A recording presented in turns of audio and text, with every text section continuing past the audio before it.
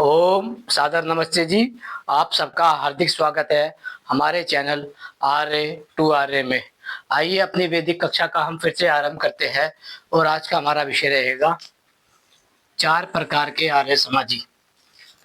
भारत में स्वामी दयानंद सरस्वती ने सन 1875 में एक आर्य समाज नामक संस्था की स्थापना की थी, जिनका लक्ष्य, उद्देश्य, संकल्प उन्होंने बताया था कि आर्यों को वेद पढ़ना चाहिए और वेद का उपदेश करना चाहिए और आगे वेद पढ़ाना चाहिए, क्योंकि उनका पूर्ण विश्वास था कि वेद मनुष्य मात्र के लिए धर्म ग्रंथ का कार्य करेगा।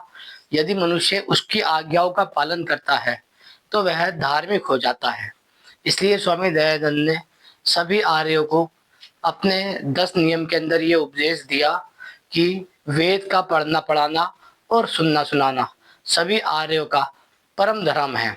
इसका अर्थ ये होता है, जो स्वामी दयानंद को मानने वाले आर्य हैं वह कम से कम वेद को पढ़ते होंगे, वेद को सुनते होंगे, वेद को समझते होंगे, वेद के विचारों पे मान चिंतन करते होंगे और वेद के बारे में आपसी चर्चा करते होंगे।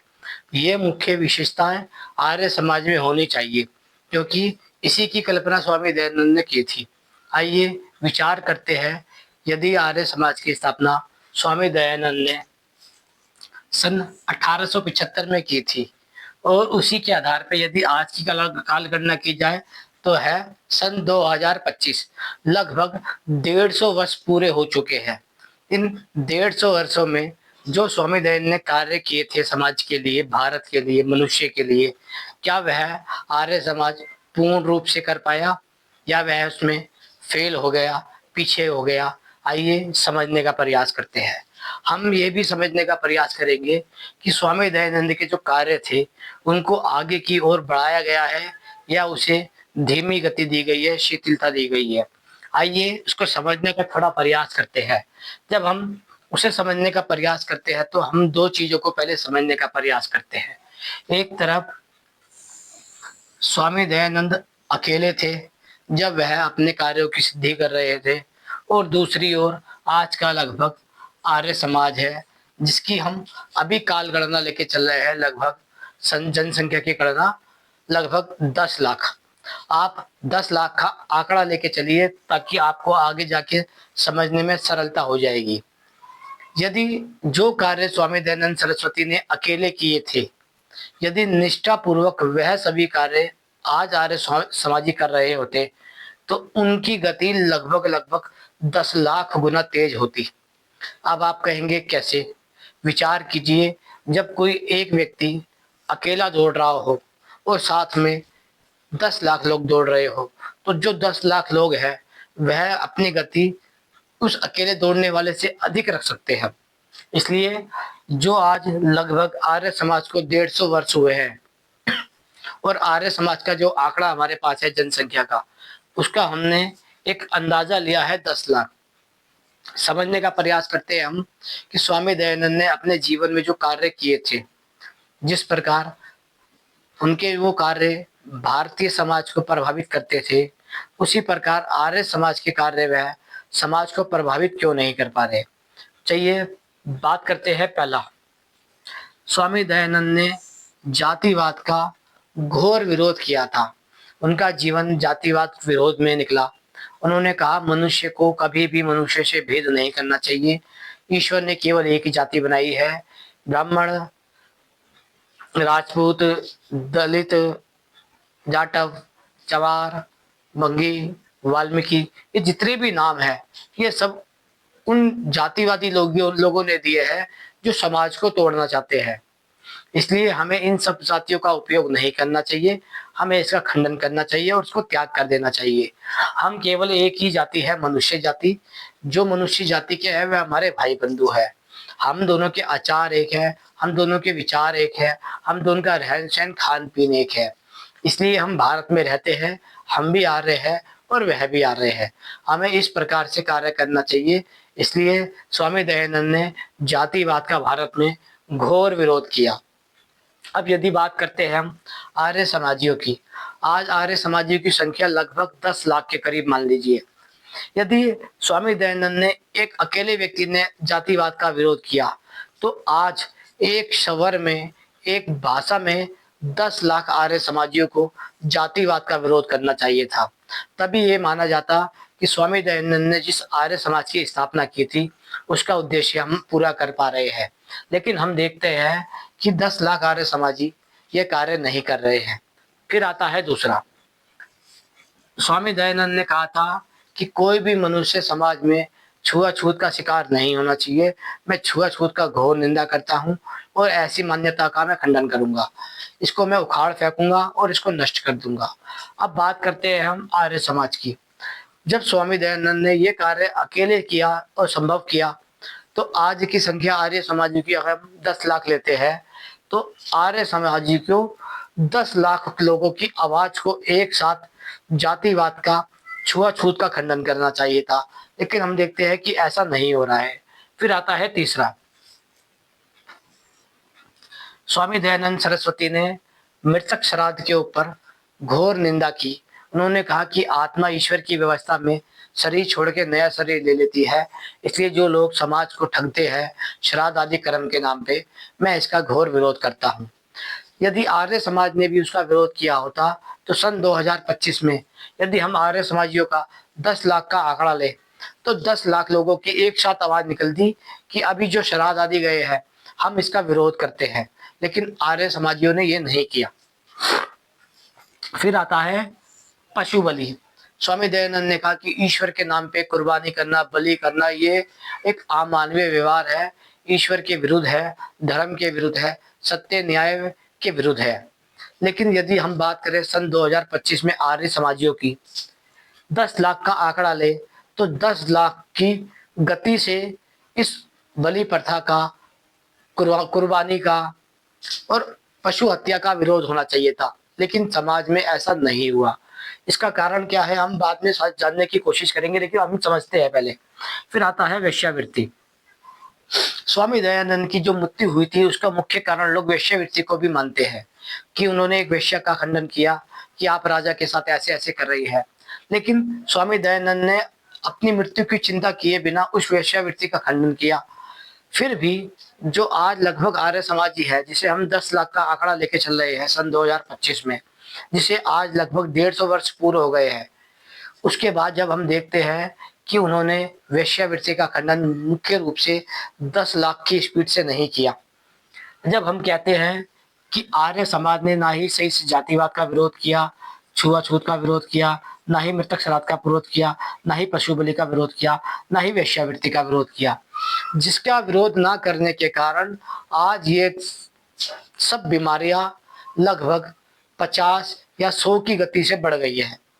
जो सारी मान्यताएं समाज में नष्ट होनी चाहिए थी वह सारी की सारी बढ़ गई है।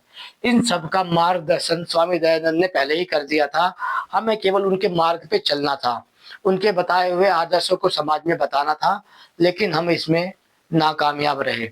इसलिए 10 लाख आर्य समाजी के होते हुए भी भारत में जातिवाद होता है, छुआछूत होता है, मृतक श्राद्ध होता है, पशु बलि होती है और वेश्यावृत्ति होती है। तो इसका अर्थ यह है ये जो 10 लाख के आर्य समाजी है ये मुख्य रूप से स्वामी दयानंद का कार्य नहीं कर रहे हैं। अब आता है छठा नंबर, मृतक बच्चा दफनाना। हिंदू समाज के अंदर लगभग सभी संप्रदाय आज भी अपने छोटे छोटे बच्चों को, मृतक जो होते हैं, उन्हें दफनाते हैं। स्वामी दयानंद ने इसका विरोध किया। उन्होंने कहा कि बच्चे को अंतिम संस्कार करना चाहिए। हम 10 लाख आर्य समाजी को देखते हैं, उनमें से कोई भी इस व्यवस्था का विरोध नहीं करता, इसका खंडन नहीं करता, या फिर कहे जाए कि कुछ करते हैं तो दिखते नहीं। फिर आता है शुद्धि घर वापसी, शुद्धि आंदोलन घर वापसी। स्वामी दयानंद ने कहा जो लोग अपने संप्रदायों से चले गए हैं, अर्थात जिन्होंने ऋषियों का धर्म छोड़ दिया है, हमारा परम कर्तव्य बनता है कि उनकी शुद्धि करके उनको वापसी लेके आए। अब यदि बात की जाए भारत में, जैन है, बौद्ध है, सिख है, हिंदू है, मुसलमान है, ईसाई है, यह सब के सब जो है ऋषियों का धर्म छोड़ चुके हैं। इन सब की शुद्धि करानी चाहिए थी। आज 99.99% हिंदू समाज ना ही जनेऊ धारण करता है, ना ही अपने बच्चों को गुरुकुल में पढ़ाता है। ना ही अन्य कोई समाज पढ़ता है और ना ही जनेऊ पहनता है। हमें पहला कार्य करना था कि हमें हिंदू समाज की शुद्धि करानी थी, क्योंकि जब हिंदू समाज आर्य बनेगा तभी कोई अन्य आर्य बन पाएगा। इसलिए हमने शुद्धिकर वापसी का आंदोलन हिंदू समाज के भीतर नहीं रखा। 10 लाख लोग जिन्हें हम कह रहे हैं आर्य समाजी, ये कार्य 10 लाख की गति से होना चाहिए था, लेकिन हमने ये कार्य नहीं किया। दूसरा आता है दलित उद्धारक। स्वामी दयानंद ने अपने जीवन में जो दलित है, अर्थात जिन्हें धर्म से अलग कर दिया गया था, जिन्हें अछूत जातिवाद के कारण, पिछड़ेपन के कारण समाज से अलग कर दिया गया, दलित कहा दिया गया, स्वामी दयानंद ने उनके लिए बहुत कार्य किया। स्वामी दयानंद के कार्य को 10 लाख आर्य समाजी को 10 लाख की गति से आगे बढ़ाना चाहिए था, लेकिन आर्य समाजी ने ये कार्य नहीं किया। फिर आता है विधवा विवाह। विधवा विवाह के विषय में स्वामी दयानंद ने कहा कि जो स्त्रियां अपनी कम उम्र के अंदर 41 साल 35 साल के अंदर विधवा हो जाती है, उनका पुनर्विवाह होना चाहिए। जिनके पास संतान आदि है उनका अवश्य होना चाहिए। लेकिन यह कार्य स्वामी दयानंद ने किया, लेकिन आर्य समाजियों ने उसे पूर्ण रूप से आगे नहीं बढ़ाया। फिर आता है अंतर जातीय विवाह। स्वामी दयानंद ने कहा कि मनुष्य को अपने गुण कर्म स्वभाव के अनुसार विवाह करना चाहिए। जो जो जिस जिस गुण कर्म स्वभाव का है उसे उसी उसी गुण कर्म स्वभाव के अनुसार विवाह कर लेना चाहिए। शिक्षक का विवाह शिक्षक के साथ, लड़ाकू का विवाह लड़ाकू के साथ, सैनिक का विवाह सैनिक के साथ, पुलिस का विवाह पुलिस के साथ, डॉक्टर का विवाह डॉक्टर के साथ, इंजीनियर का विवाह इंजीनियर के साथ, और उसी प्रकार खिलाड़ी का विवाह खिलाड़ी के साथ, या अन्य अन्य प्रकार के जो लोग कार्य करते हैं उन सबका विवाह उनके उनके गुण कर्म स्वभाव के अनुसार करा देना चाहिए। इसलिए उन्होंने अंतर जातीय विवाह को मान्यता दी। उसी प्रकार जो 10 लाख आर्य समाजी है, उन्होंने उनके कार्य को मान्यता तो दी, लेकिन उन्होंने उनके कार्य को आगे नहीं बढ़ाया। इसलिए आज भी भारत के अंदर अंतर जातीय विवाह एक बड़ी समस्या के रूप में खड़ी है। फिर आता है नारी सशक्तिकरण। स्वामी दयानंद सरस्वती ने कहा कि जो नारी होती है वह निर्माण का कार्य करने वाली होती है, इसलिए उसे सशक्त होना चाहिए। ये कार्य आर्य समाज ने अपने गुरुकुल आदि का कार्य में तो किया, लेकिन समाज में नहीं किया। आज जब हम भारतीय समाज की महिलाओं की बात करते हैं, उनकी दुर्दशा क्या है वह किसी से छुपी नहीं है। फिर आता है पाखंड।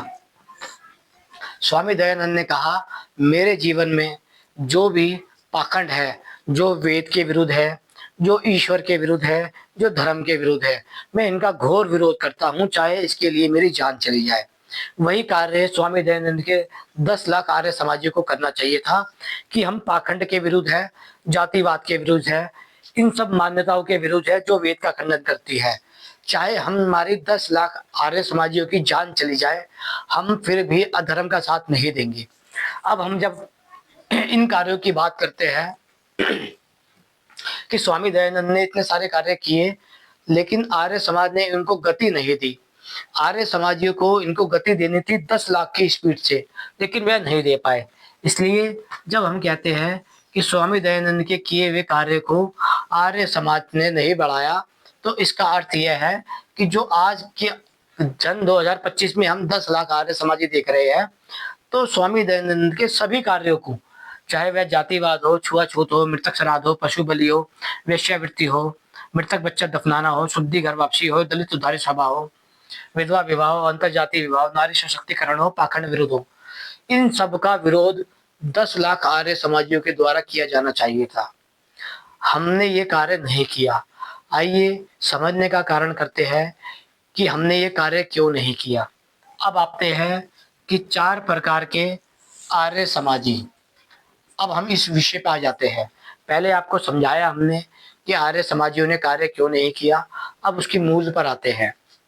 भारत में लगभग यदि 10 लाख का आंकड़ा लिया जाए, तो 10 लाख आर्य समाजियों में से 25% आर्य समाजी पौराणिक मानसिकता से ग्रसित हो चुके हैं। लगभग भारत के अंदर 25% आर्य समाजी पौराणिक मानसिकता के अंदर घुस चुके हैं, जो कल्पनाओं को, कहानियों को, चमत्कार को, इन सब मिथ्या कल्पनाओं को मानते हैं, स्वीकार करते हैं और उनको छुप छुप के मान्यताओं में लेके आते हैं। वह उनका पौराणिक मान्यताओं का खंडन आदि भी नहीं करते, इसलिए वह उसके साथ बने रहते हैं। फिर आता है 25% आर्य समाजी भाजपाई विचारधारा के हो चुके हैं, राजनीति विचारधारा के हो चुके हैं।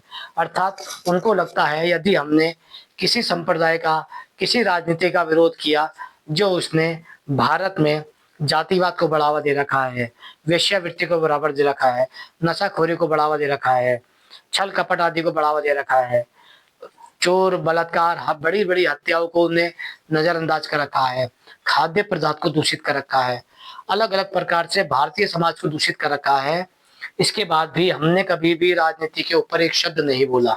फिर आता है तीसरा, 25% आर्य समाजी अपनी जातिवादी मानसिकता से ग्रसित है। लगभग सभी आर्य समाजी कहा नहीं जा सकता, लेकिन लगभग 25% आर्य समाजी ऐसे हैं जो अपनी जातिवाद की मानसिकता से ग्रसित हो चुके हैं। अब कल्पना कीजिए 10 लाख के अंदर से 25% पौराणिक मानसिकता के हैं, 25% भाजपाई की मानसिकता से है, 25% जातीय मानसिकता से है।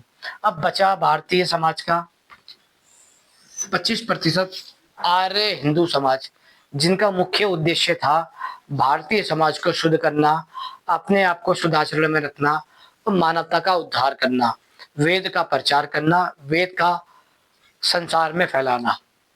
25% तो पौराणिक मानसिकता से ग्रसित हो गए, 25% भाजपाई के ग्रसित हो गए, 25% जाति मानसिकता से ग्रसित हो गए। अब बचे केवल 25%। जब हम इन 25% की बात करते हैं तो यह मुख्य रूप से वह आ रहे हैं जो भारत में स्वामी दयानंद के विचारों को साथ लेकर चलना चाहते हैं, लेकिन वह चल नहीं पाते। उसका क्या कारण है, आइए उसको समझते हैं।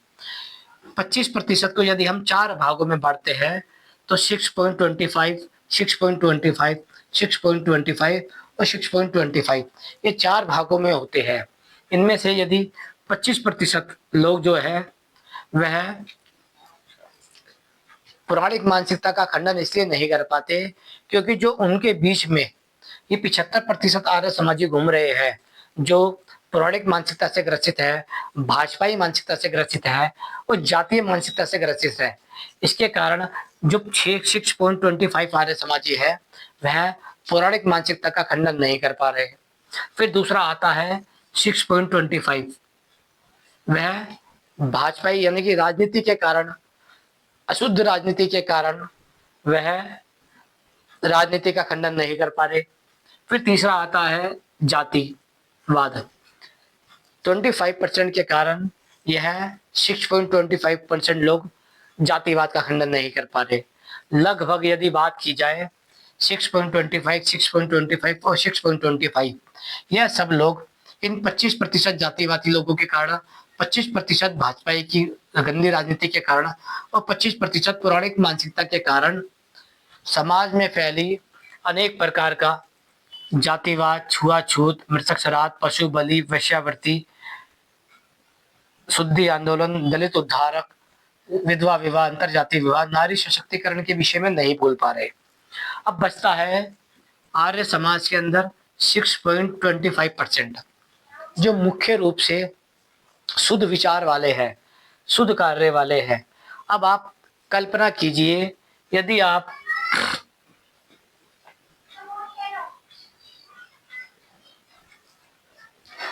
6.25 आर्य समाजी के बारे में बात करते हैं जिसका आंकड़ा होता है लगभग 65,000। यदि 10 लाख के आंकड़ा निकाले हम तो 6.25 यानी कि 65,000 आर्य समाजी लोग जो स्वामी दयानंद के विचारों को बड़ी मजबूती से पकड़े रखना चाहते हैं, लेकिन उनके साथ में एक समस्या ये हो गई है कि जो 65 यानी कि 65,000 आर्य समाजी है उनके पास लगभग 20 अलग अलग सभाएं हैं जो शुद्धि का कार्य कर रही है, पाखंड के विरुद्ध कार्य कर रही है, पुस्तकें लिख रही है, आर्यों का निर्माण कर रही है, या जो अलग अलग प्रकार से है।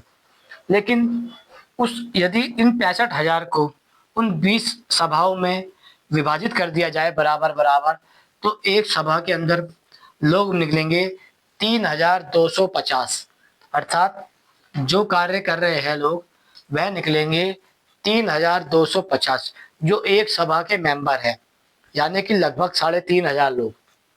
अब आकर हमारी बात रुकती है, जो 3500 लोग हैं, चाहे वह शुद्धि सभा में हो, आर्य निर्माण सभा में हो, आर्य महासंघ में हो, दलित उद्धारण सभा में हो, अंतरजातीय विवाह सभा में हो, या जो अलग अलग कार्य कर रहे हैं, चाहे योग दर्शन हो, चाहे जो अलग अलग कार्य कर रहे हैं, उनमें यदि एक सभा के अंदर 3250 लोग कार्य कर रहे हैं, तो उनमें से लगभग लगभग आधे लोग निष्क्रिय होते हैं, क्योंकि वह अपनी नौकरी के कारण, व्यवसाय के कारण और घर परिवार के कारण बंधे रहते हैं। अब यदि 3250 का आधा कर दिया जाए तो आप 1625 के करीब समझ सकते हैं। अर्थात एक सभा के अंदर यदि 1625 लोग भी सक्रिय रूप में कार्य कर रहे होते तो वह आर्य समाज को लगभग 10 लाख लोगों की गति दे देते। लेकिन जब हम देखते हैं कि स्वामी दयानंद ने जो कार्य किए थे अकेले, वह हम 10 लाख लोग मिलकर भी नहीं कर पा रहे हैं, तो उसका कार्य क्या है? उसका कारण यह है कि 25% तो हम पौराणिक मानसिकता से ग्रसित हो गए हैं, कि हम पौराणिक मानसिकता का खंडन ही नहीं कर पा रहे हैं, कि उनको बता ही नहीं पा रहे हैं क्या असत्य है, क्या सत्य है, क्या धर्म है, क्या अधर्म है, क्या नित्य है, क्या अनित्य है, क्या पाखंड है, क्या विद्या है, क्या विद्या है। दूसरी ओर राय राजनीति, हम 25% गलत राजनीति के कारण समाज को जागरूक नहीं कर पा रहे। हम उन्हें बता ही नहीं पा रहे हैं कि समाज में ना ही गायें कटनी चाहिए, ना ही अन्य पशु पक्षी कटने चाहिए, ना ही समाज में वेश्यावृत्ति होनी चाहिए, ना ही समाज में नशाखोरी होनी चाहिए, ना ही समाज में ये सबका व्यापार होना चाहिए। जिन सबको सरकारी मान्यता प्राप्त है, वह सब चीज़ें सरकारी मान्यता के अनुकूल हो रही है, तो इसकी दोषी सीधी सीधी सरकार होती है। यदि बात की जाए कि मैं भाजपा का नाम क्यों ले रहा हूँ, भाजपा से पहले सरकार का नाम क्यों नहीं ले रहा, जब बात यह आती है कि कांग्रेस और भाजपा, हम लोग मानते हैं कि जो कांग्रेस है वह एक अधार्मिक पार्टी थी, और जो कांग्रेस भाजपा है वह एक धार्मिक पार्टी है। जब आप किसी को धर्म के नाम पे वोट दे रहे हो तो आपके पास ये जिम्मेदारी होती है कि आप उसे धर्म के विषय में बात करें। जब आप कांग्रेस को वोट दे रहे थे तो वो धर्म के लिए नहीं दे रहे थे, भाजपा को आप जाति धर्म इसी के लिए वोट दे रहे हैं, तो इनसे पूरा अधिकार बनता है पूछने का। फिर आता है 25% जातीय आर्य समाजी। भारत के जो आर्य समाज है वह खुलकर ये भी नहीं कह पा रहा है कि आर्य समाज अंतर जातीय विवाह का पूर्ण समर्थन करता है। लगभग यदि 25% वो 25% वो 25% ये है, 75% आर्य समाजी इन तीनों मानसिकता से ग्रसित हो चुके हैं। बचे 25%, उसमें 6.25 6.25 6.25 लोग इन तीनों के कारण उनका खंडन नहीं कर पा रहे। बचे 6.25 यानी कि 65,000, उसमें से भी वह 20 संगठनों के भाग बने हुए हैं, जिसमें वह 2-2 3-3 हजार होके बढ़ जाते हैं। उन 2-2 3-3 हजार के अंदर भी आधे आधे आर्य समाजी सक्रिय है और आधे निष्क्रिय है।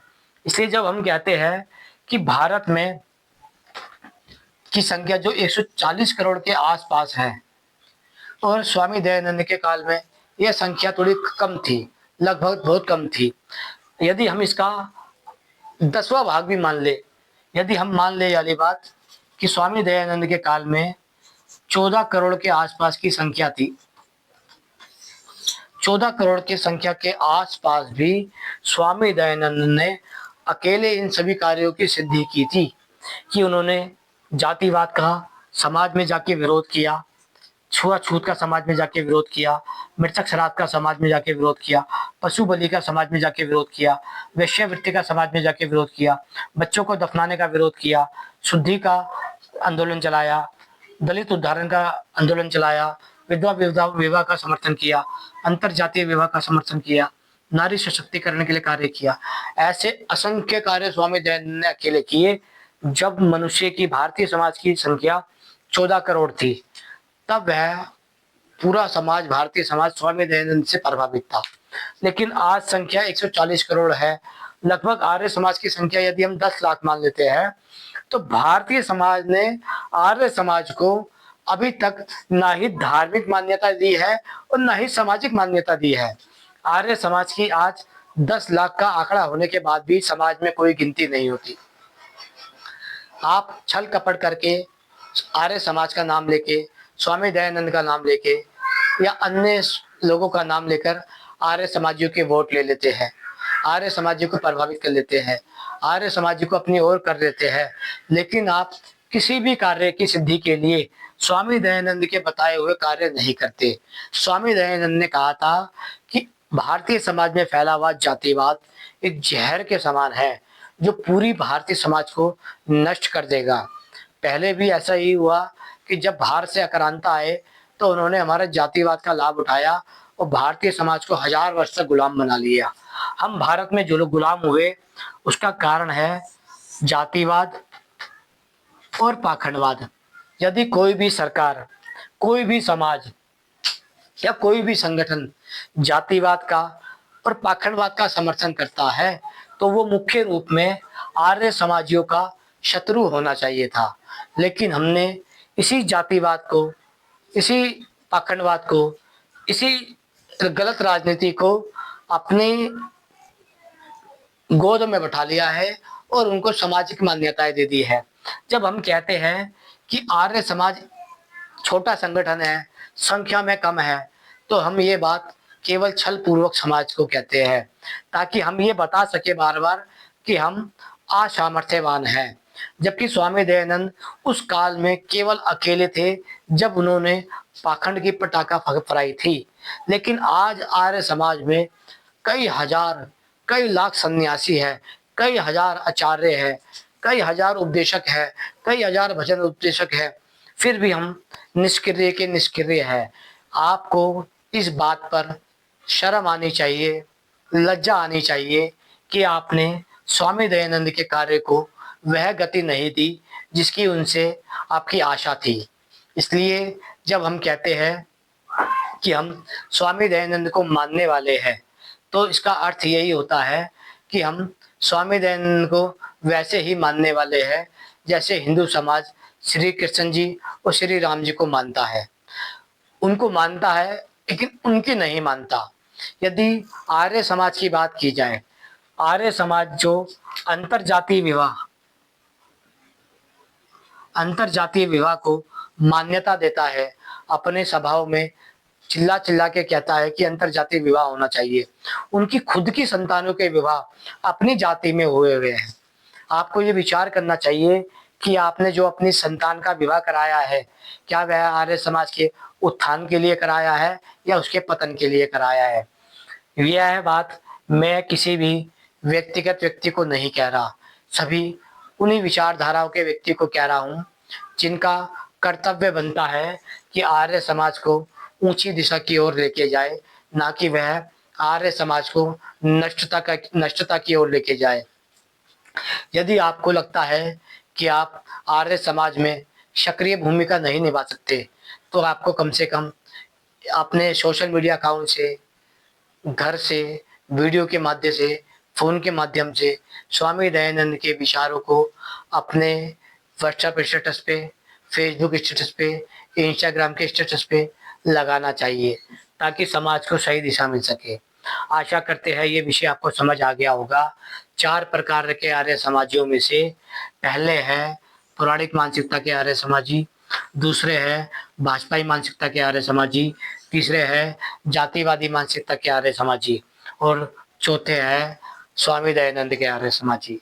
लेकिन जो चौथे आर्य समाजी है, ये बात मैं उनके लिए कह रहा हूँ कि उनको समाज में सक्रिय भूमिका निभानी चाहिए और उन्हें अपने जातिवादी, पौराणिक और भाजपाई भाइयों को बताना चाहिए कि यदि कोई सरकार, यदि कोई समाज गलत है तो उसका विरोध करना चाहिए।